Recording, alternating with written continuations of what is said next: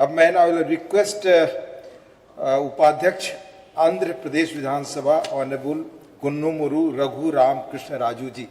I would like to emphasize on the subject of capacity building of legislatures.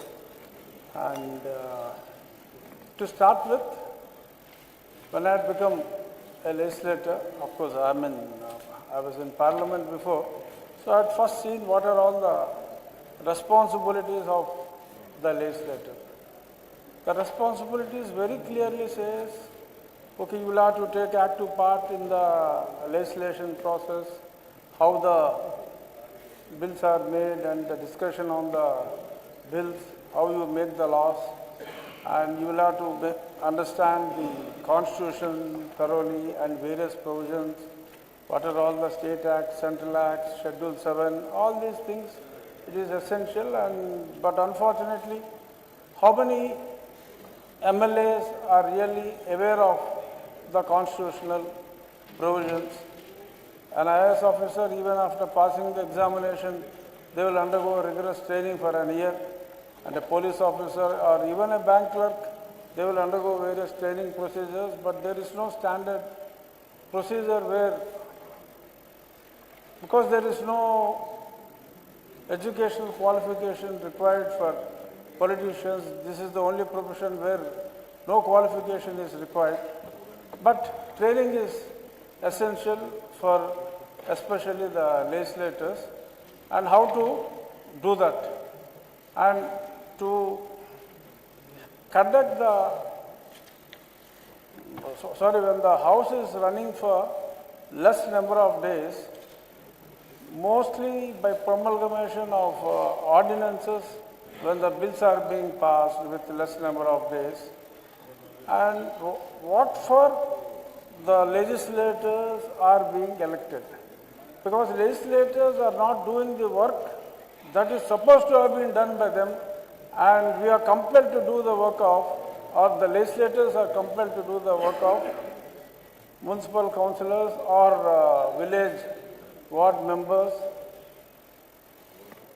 Drinking water problem, no doubt drinking water and all other civil amenities also have to be looked by the legislators when there is no assembly. But this has become the prime duty with less number of days. I am even surprised when the proposal has been made to have a minimum of 30 days, wherein my friend Faridji has mentioned 60 days is mandatory for their Karnataka, and I don't know how many days they are really functioning.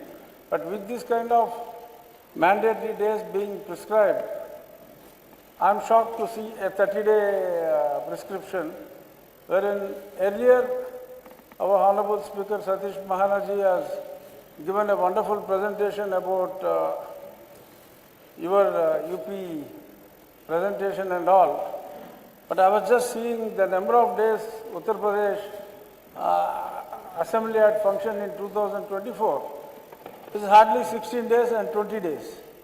And with 403 members and with 14 days functioning, I don't know how many MLAs would have got how much time to speak. If this is the state of the affairs, then there is no need for legislators and assembly in the coming days. Though the statute says, okay, only once in 6 months it is mandatory, so that can be followed. The constitutional provision can be met by having 2 days of assembly session once in every 6 months. But the democracy is going to fail very badly with this kind of structure. So I request to revise your prescribed 30 days to at least 60 days for assemblies from 100 to 200 members, and for states like Uttar Pradesh or Karnataka where the members are more than 200. You can give your amendments on that. Yeah, that I had given, sir. And my one request, what I would like to present here is, the other countries are having a provision where the President or the Speaker of the House is having authority to decide on the number of days of working, wherein here we are depending totally on the executive. So the reliance on the executive has to come down considerably.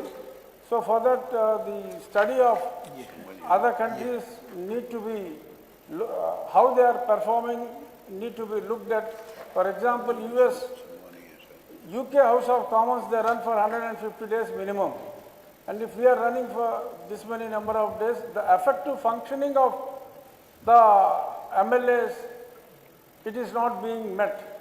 Today morning, our friend Karnataka speaker had given a wonderful presentation on how the attendance has to be increased. Even we are facing in our state also the very poor attendance, and some of the MLAs, they did not even attend the house for the last 1.5 years. So how to address those kind of issues, he has come up with some good solutions which are exemplary, and the way Honorable Speaker of Uttar Pradesh has presented, it is really an eye-opener, and in fact, it's an education for all the speakers, the way you had presented, how you are taking your proceedings, and we will try to implement what all you had projected here, and we will try to improve our assembly proceedings also. But once again, before I conclude, my humble request is, let us try to bring down the dependence on executive and let there be some independence for the presiding officers to conduct the proceedings of the House. And training is very essential, and there should be certain guidelines for training of the MLS.